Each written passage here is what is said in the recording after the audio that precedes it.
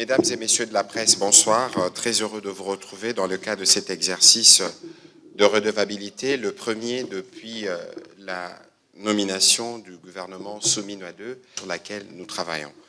Et dans l'exercice de ce soir, nous aurons évidemment l'occasion de refaire le tour de la question avec un point, un focus sur la situation dans les deux provinces qui sont sous contrôle de forces d'occupation. Nous reviendrons notamment sur l'évolution des discussions, mais aussi, vous avez suivi avec nous les rapports qui sont sortis récemment et qui ont documenté des cas de violation massive de droits de l'homme, notamment le ciblage des certaines ethnies. Nous aurons l'occasion de revenir dessus, mais après, nous aurons aussi l'occasion, avec le vice-premier ministre, de parler de l'évolution de son programme de lutte contre la criminalité et les banditismes urbains. Il avait eu pour ce faire l'occasion de faire le tour de certaines provinces et parce que ça reste une question cruciale, il aura l'occasion de nous dire quelques mots là-dessus, mais aussi il pourra répondre à d'autres questions qui relèvent de son secteur. Monsieur le vice-premier ministre, merci de votre disponibilité à nouveau ce soir pour qu'on puisse faire le tour de la question dans un contexte de rentrée scolaire. Vous avez noté hier que la rentrée scolaire s'est plutôt déroulée dans les calmes dans toutes les provinces de la RDC. Il y a évidemment de problèmes dans des provinces sous occupation, mais c'est consécutif aux recommandations formulées à la fois par le président de la République et la première ministre de maintenir un cadre de dialogue social avec les différents corps sociaux. C'est aussi donc l'occasion de remercier tous les partenaires avec lesquels nous travaillons dans les secteurs de l'éducation. Monsieur le vice-premier ministre, avant que je vous donne vos mots pour ce soir, pour commencer, hier, vous et nous avions passé la journée aux côtés du président de la République, mais aussi de tous les chefs des institutions, pour rendre hommage à deux vaillants officiers qui sont décédés sur le champ de l'honneur, les gouverneurs militaires, le lieutenant-général Peter Chirimwami, mais aussi les générales Zaché Rugabisha. Nous étions au Palais du Peuple, puis au cimetière, pour voir de quelle manière la République remercie ceux qui décident de se sacrifier. D'abord, bonsoir et merci de l'opportunité, de l'invitation que vous m'avez faite ce soir pour être parmi vous et pouvoir communiquer avec les téléspectateurs de la RTNC à travers toute la République démocratique du Congo. Hier, c'était une journée remplie d'émotions. D'émotions parce que nous avons honoré de vaillants généraux, vaillants fils de la République démocratique du Congo qui ont donné de leur vie jusqu'au sacrifice suprême pour la défense de la République face à cette agression barbare d'une armée étrangère accompagnée de ses supplétifs qui ont décidé de semer le malheur et le désastre sur le territoire de nos ancêtres et qui font subir cela à nos populations. Comme vous l'avez dit, j'ai eu l'opportunité de collaborer avec le général le gouverneur Chirimwami à plusieurs reprises lors de mes différentes missions dans la province du Nord Kivu à deux titres, en tant que conseiller principal du chef de l'État au collège politique, mais aussi, et là j'avais une autorité sur lui en tant que vice-premier ministre, ministre de l'Intérieur. C'était un brave. Alors là, vraiment un brave. Et je reste convaincu que ce jour-là où malheureusement, il nous a quittés, c'est sa bravoure et sa volonté de défendre notre peuple, de défendre notre territoire, sa volonté de réduire l'influence des ennemis qui l'a exposé à cette situation-là. Il a pris son courage, il est allé au-devant du front. J'étais en communication avec lui, je crois, une ou 2 heures avant ce triste événement, lorsqu'il avançait vers Saké, et très confiant que, avec son leadership, il allait encourager ses hommes et ses troupes à aller de l'avant, à défendre la ville de Goma, parce que les menaces devenaient de plus en plus fortes sur cette ville-là, et il était encourageant. Et il me rassurait même qu'ils sont en train de tenir bon, et quelques heures après, on a appris qu'il avait été touché, il fallait l'évacuer. Et aujourd'hui, la République a décidé de les honorer, lui et son compagnon qui est décédé, lui, dans le territoire de Calais, dans pratiquement les mêmes conditions, avec la même détermination. Et c'est dire qu'on a des vaillants officiers dans notre armée. C'est dire que notre cause est juste parce qu'ils décident et ils sont convaincus, ils continuent à être convaincus qu'au prix du sacrifice suprême, la République est à défendre, notre combat est juste et nous allons vaincre. Et nous avons ce devoir de les honorer, et la meilleure manière de les honorer, c'est d'aller jusqu'au bout, aux côtés et derrière le président de la République, chef de l'État, pour atteindre notre objectif de souveraineté, de liberté et d'indépendance. Merci beaucoup, Monsieur le Vice-Premier ministre. C'était aussi l'occasion, sûrement que vous l'avez vu, pour le Président de la République, d'inaugurer le... Monsieur le Vice-Premier ministre, avant que nous puissions entrer dans le sujet du jour où nous allons faire le tour de la situation sécuritaire, mais tout à l'heure, vous avez ouvert un atelier sur les mécanismes de stabilisation des institutions provinciales. Qu'est-ce que vous pouvez nous en dire? Parce que nous savons que les provinces sont tout le temps secouées par des crises de collaboration entre gouverneurs et présidents des assemblées provinciales et d'autres structures provinciales. Effectivement, c'est depuis la conférence des gouverneurs qui s'est tenue, si je ne me trompe pas, dans la province de l'Équateur, ville de Mbandaka, que le président de la République avait pris des instructions qui nécessitaient à ce que le gouvernement puisse s'engager à un encadrement des provinces et des institutions provinciales, un encadrement permettant à leur stabilité. Et c'est le travail que nous faisons de façon assez rigoureuse au niveau du ministère de l'Intérieur. Et au cours du 44e Conseil des ministres,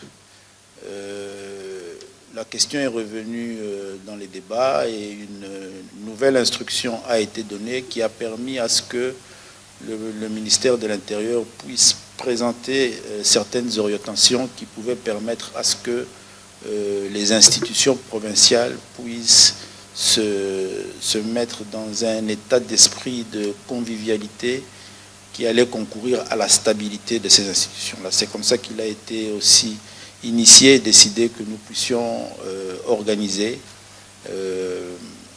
un cadre d'échange et de réflexion entre les acteurs de ces institutions, accompagnés des institutions ou des services du ministère qui ont la responsabilité de les gérer. Et nous avons décidé d'organiser un atelier de renforcement de capacités engagé sous la thématique de la stabilité et du fonctionnement des institutions provinciales. C'est ainsi que nous avons invité les gouverneurs des 26 provinces, donc des 25 provinces et de la ville de Kinshasa, ainsi que les bureaux, les 5 membres des bureaux des assemblées de ces différentes provinces et de la ville de Kinshasa. Nous les entretenons pendant 2 jours dans cet atelier sur différentes thématiques qui va permettre à ce que nous puissions avec eux en sortir avec un engagement consensuel et ferme sur des directives qui vont permettre à ce que nous nous convenions sur une stabilité de ces institutions et une collaboration conviviale entre l'organe de contrôle et l'exécutif, c'est-à-dire l'Assemblée provinciale et le gouvernement provincial. Et cela, nous le voulons pour leur permettre de travailler et de produire, de livrer les différents programmes de développement qui sont entendus de ces différentes provinces, parce que effectivement la politique de la territoriale actuelle de la décentralisation veut que le développement soit conçu, créé à la base au niveau de ces différentes entités territoriales, et pour que cela soit une réalité, il faut qu'il y ait une certaine stabilité pour permettre à ce que ces programmes de développement non seulement soient conçus, mais soient aussi exécutés, de même que ceux qui viennent du gouvernement central.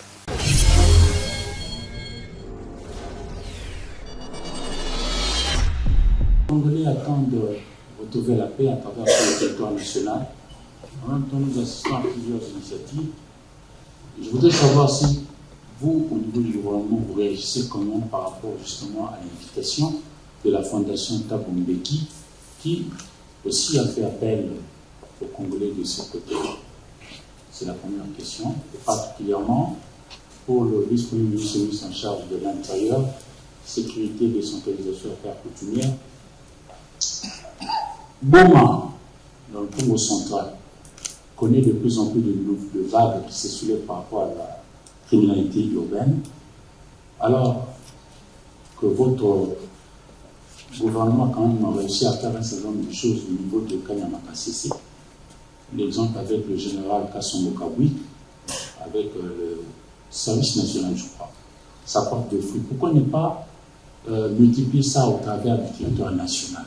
Parce qu'on dit en français, si l'oisiveté est la mère des crimes, les défauts de l'esprit en est le père.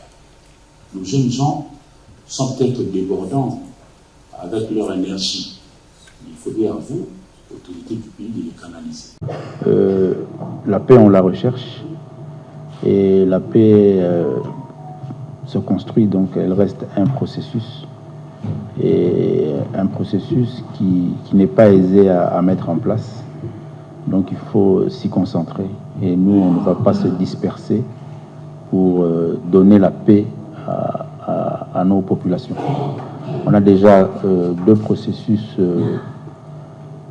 costauds, ficelés, qui se mettent en œuvre pas de façon assez aisée, donc inutile pour nous d'aller nous disperser ou nous distraire dans des initiatives qui ne donnent pas l'espoir d'une paix que le peuple congolais recherche.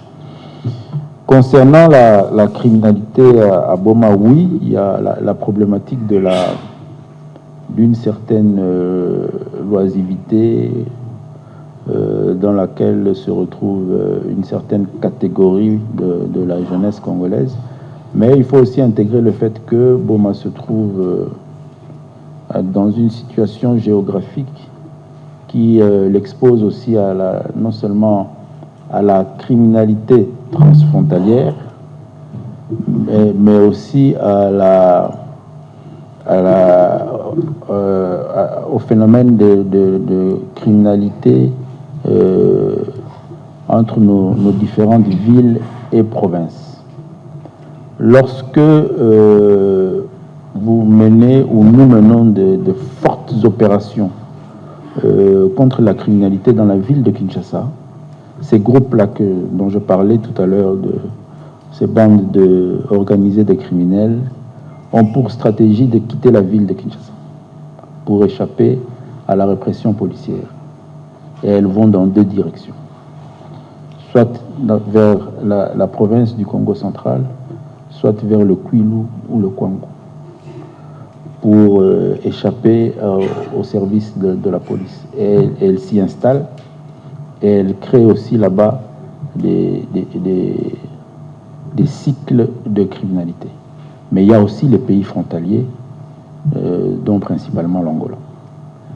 Et c'est clairement visible, les dernières arrestations qui ont été faites dans ces différents groupes de criminels, on trouve non seulement ces nationalités-là, mais aussi en termes d'identification des citoyens congolais résidant dans telle province qui sont dans des mouvements migratoires entre les différentes villes.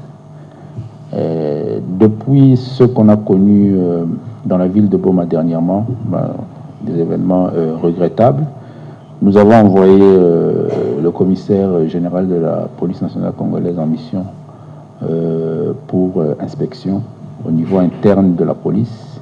Il y séjourne jusqu'à présent, je crois qu'il va rentrer dans les 48 heures. Nous attendons son rapport pour nous permettre de prendre des dispositions aussi au niveau interne de la police.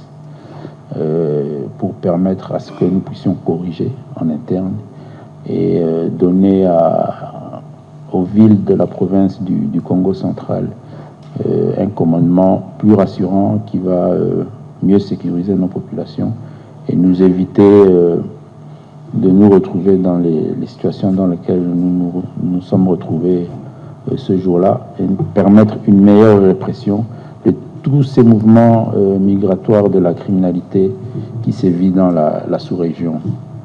Et je crois que ça va aider, mais l'idée de voir le service national prendre de l'ampleur dans nos différentes provinces, c'est un projet du président de la République et il y tient beaucoup et il en a fait un service rattaché à son cabinet pour pouvoir suivre et faire en sorte à ce que ce service se déploie. Il est en train de se déployer dans les différentes provinces et je crois que en termes d'encadrement de notre jeunesse, ça donne déjà des fruits et ça va continuer. Monsieur le porte-parole du gouvernement, quel est votre commentaire sur la condamnation de l'ex-ministre et ministre d'État de la Justice, Constant Mutamba, et pour le vice-premier ministre et le ministre de l'Intérieur, en votre qualité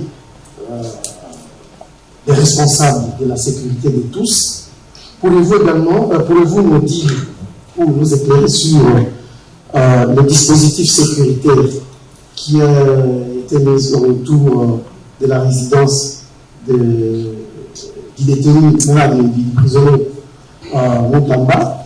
Et il y a eu des scènes de pillage vers sa résidence. Est-ce que les enquêtes ont été ouvertes à ce sujet? Merci beaucoup. Depuis quelques jours, vous êtes journaliste. Il avait été constaté aux alentours de cette résidence, dans ce quartier, non seulement des rassemblements, des veillées, du tapage nocturne. Les voisins s'en sont plaints, mais aussi l'ordre public était atteint. Et accompagné de cela, une campagne de déstabilisation. Vous êtes des médias, vous devez être peut-être même mieux renseignés que les services de déstabilisation, même de la rentrée scolaire. Donc je crois que face à toutes ces menaces et tous ces dangers, vous devez aisément comprendre et expliquer que l'administration responsable de l'ordre public ne pouvait que faire son travail pour sécuriser les uns et les autres. Vous avez parlé de menaces, parce qu'il n'y a pas eu comme tel pillage, mais menaces de pillage organisées à travers cette dynamique de veillée. Et il était important que la police fasse son travail. Elle a fait son travail pour sécuriser nos populations et je crois que c'est à notre avantage à nous tous. Et aujourd'hui, vous venez de le relever qu'il y a un problème d'identification dans le mouvement migratoire entre provinces et même avec nos pays voisins. Est-ce que ce problème peut être une fois résolu? Qu'est-ce qui bloque jusqu'à ce jour, puisqu'on ne sait pas identifier qui est congolais, qui ne l'est pas? Et dans vos mots introductifs, vous avez même soulevé le problème qu'il y a sur ce clivage ethnique, notamment les Banyamulenge qui se disent qu'ils sont marginalisés. On ne sait même pas se dire, sont-ils des Congolais? Ne sont-ils pas de Congolais? C'est ça en fait le problème. Bon, parce que vous parlez d'identification, ce dont je peux vous rassurer, c'est que la République démocratique du Congo, à travers son gouvernement, est pleinement engagée dans un processus d'identification de la population. Il y a eu des initiatives sur lesquelles le ministère, à travers l'ONUP, continue à faire avancer ce projet-là.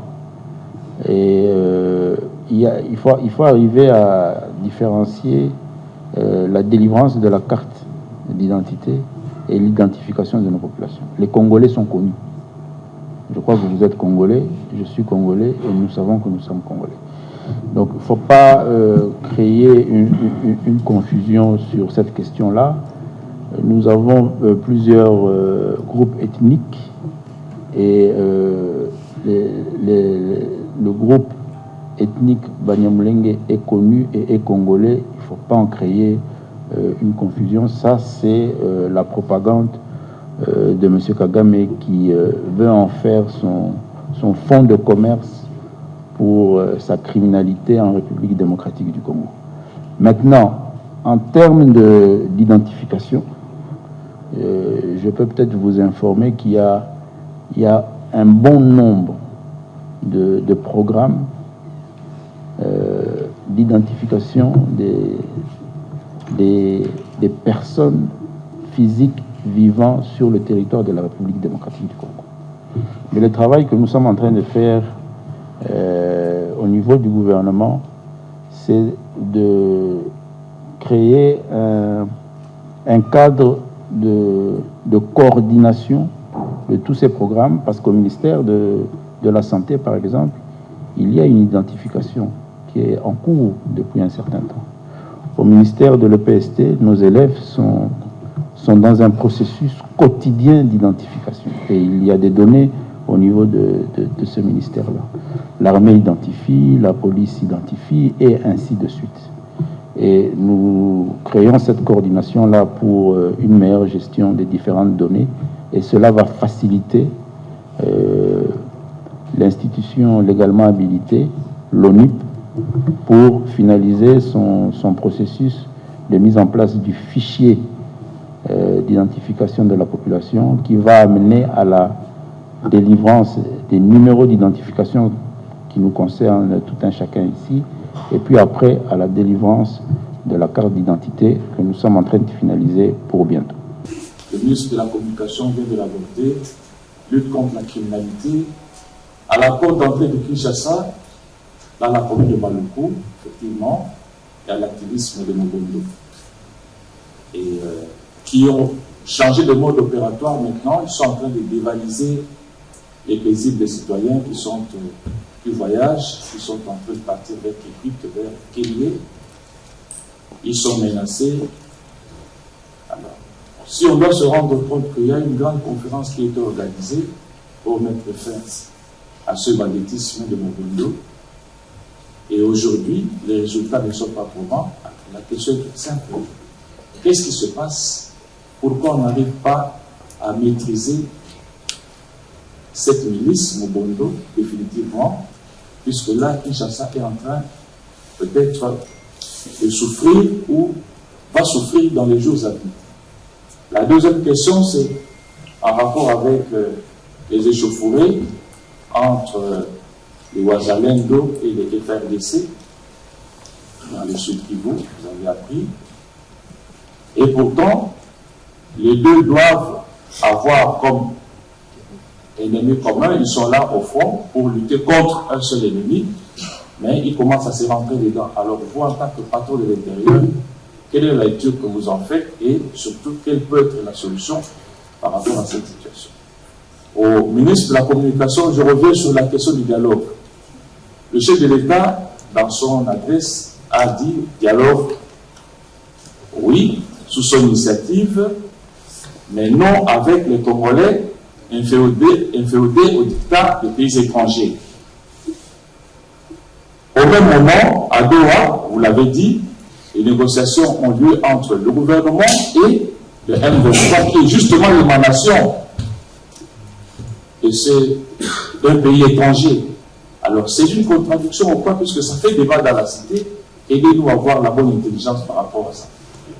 Il y a eu, à quel niveau la jonction? Est-ce qu'on peut continuer de voir? Est-ce qu'on peut arrêter? Quelle est l'intelligence par rapport à ça?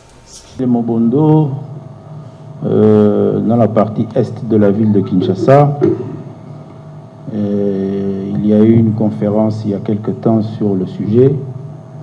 J'aimerais ici souligner le fait que, je l'ai dit d'ailleurs tout à l'heure concernant la guerre que nous vivons dans la partie est de la République, mais c'est aussi valable pour les conflits internes ou intercommunautaires. Et cela est clairement repris dans la politique nationale des règlements des conflits. La paix est un processus qui se construit dans le temps.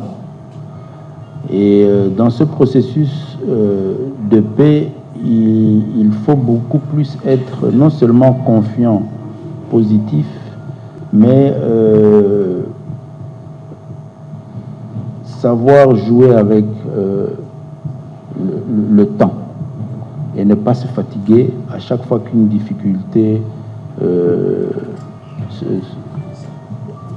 apparaît à vous dans ce projet de construction de la paix.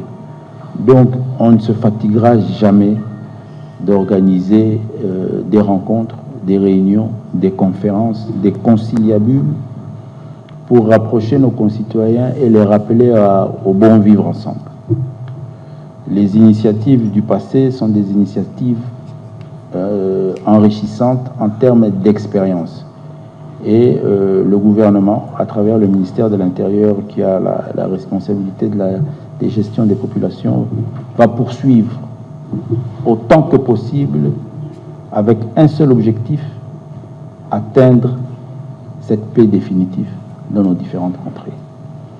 Le phénomène Mobondo est malheureusement transversal en termes de province ou d'entité territoriale. Concerne la partie est de la ville de Kinshasa. Il concerne 2 territoires dans la province du Kwilu, si je ne me trompe pas, un territoire dans la province du Kwango et aussi 2 territoires dans la province du Mai-Ndombe.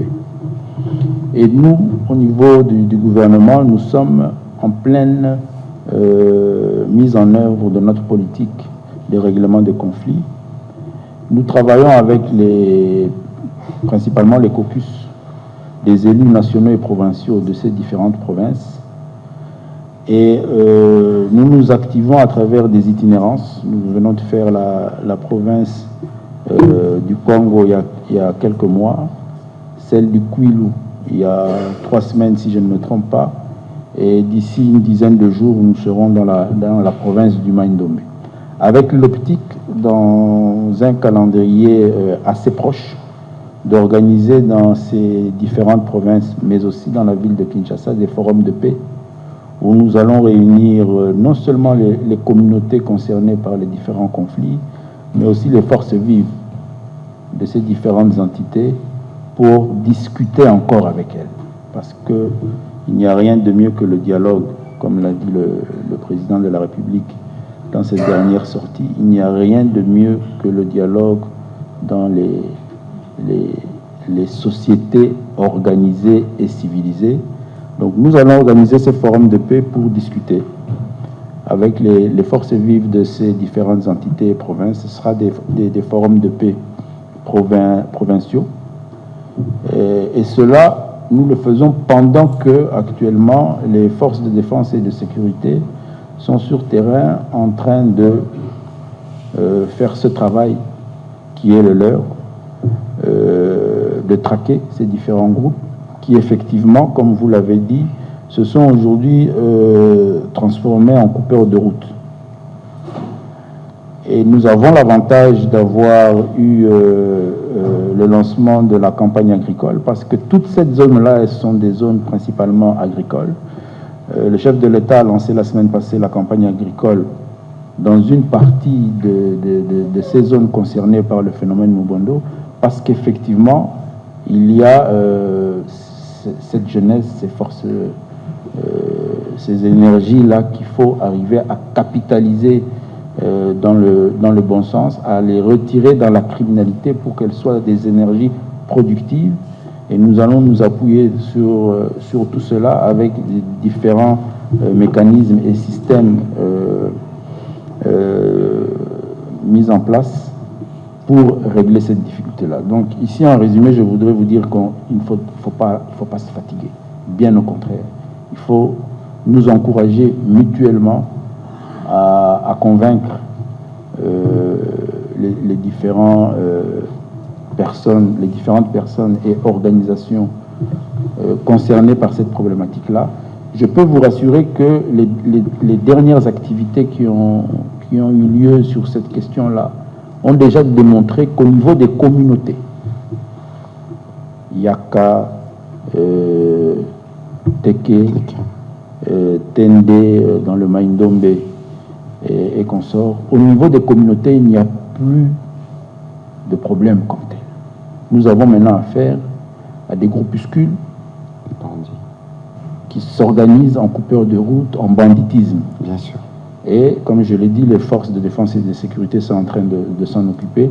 Et nous allons venir après, à travers nos activités dénommées Forum de paix, pour consolider cette paix-là et la mise en œuvre, parce qu'il y aura différents programmes de réinsertion des populations qui se sont déplacées. Dernièrement, je me suis retrouvé au Congo d'en face, où j'ai dû aller rendre visite à nos compatriotes qui sont réfugiés à l'extérieur parce qu'il y a des déplacés internes ici en République démocratique du Congo, mais nous avons des concitoyens qui ont quitté le territoire national pour fuir ces violences-là et qui se retrouvent dans le pays d'en face. Et c'est tout cela que nous sommes en train de programmer, leur retour à eux aussi, leur réinsertion dans leur village d'origine. Et il ne faut jamais se fatiguer dans de telles initiatives parce que la paix, elle se construit dans le temps.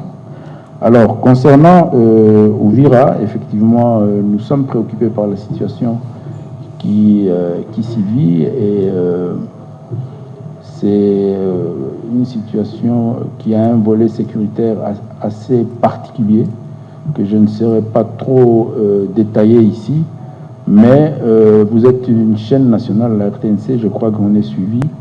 Je pourrais rassurer les populations que le gouvernement est pleinement préoccupé par cette situation et que nous sommes en train de travailler avec non seulement le commandement général des FARDC, mais aussi le gouvernorat de la province et les différentes forces vives de cette ville martyre d'Uvira, pour que la quiétude revienne dans un temps assez court. Alors, concernant la question que vous avez posée au porte-parole du gouvernement sur Doha, lorsque le président de la République parle du dialogue des Congolais qui ne sont pas téléguidés par des forces étrangères, mais c'est tout à fait logique. Et c'est comme je l'ai dit, la paix est un processus, et nous sommes dans un processus, Doha est un processus.